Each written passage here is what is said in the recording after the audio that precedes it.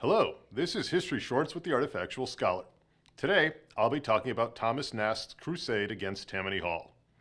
During the late 19th century, urban and state politics in the United States were dominated by the so-called political machines, organizations that used patronage, bribery, and charity to gain votes and, by extension, power and influence. The most notorious political machine was that of the New York City Democratic Party, headquartered at Tammany Hall. At its peak, between the 1850s and 1930s, Tammany Hall virtually controlled all of New York City politics. In the 1860s and early 1870s, Tammany Hall was run by William M. Boss Tweed, who used his position to place his allies in political office, minimize the threat from his political opponents, and make himself incredibly wealthy. Tweed's political influence was so vast that, in the late 1860s, his candidates won elections as mayor of New York City, governor of New York, and speaker of the state assembly. By 1870, Tweed and his associates had, through the creation of new city offices, gained full control of New York City's treasury. The corruption and graft that had earlier been a dirty little secret was now being conducted on an unprecedented scale, as tens of millions of dollars disappeared from the treasury into private pockets. Public building projects, like the new county courthouse in Lower Manhattan, became cash cows for Tweed and his friends.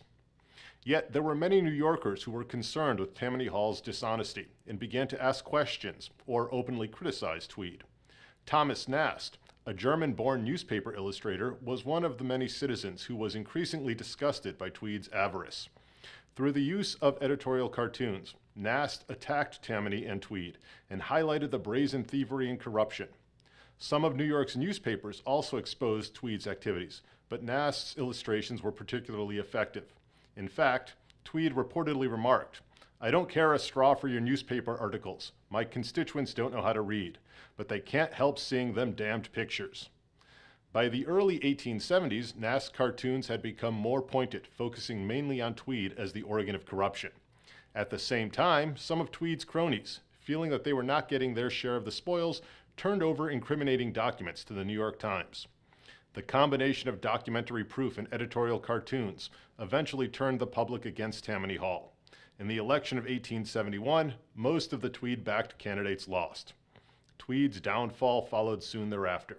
By 1873, Tweed had been tried, convicted, and sentenced to 12 years in prison.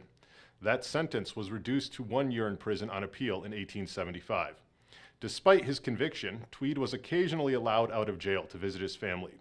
During one of these visits in December 1875, Tweed ran away, first to New Jersey, then Florida, Cuba, and eventually Spain. Tweed was captured in Spain in 1876 by Spanish authorities who recognized him because of Nast's cartoons. He was sent back to New York and imprisoned. Tweed died of pneumonia in jail in April 1878. Boss Tweed was one of the most corrupt public figures in American history. At his peak, he controlled New York City politics and robbed with impunity the New York City Treasury. But his power and wealth were undone by the work of an immigrant newspaper cartoonist. This has been History Shorts. Thanks for watching.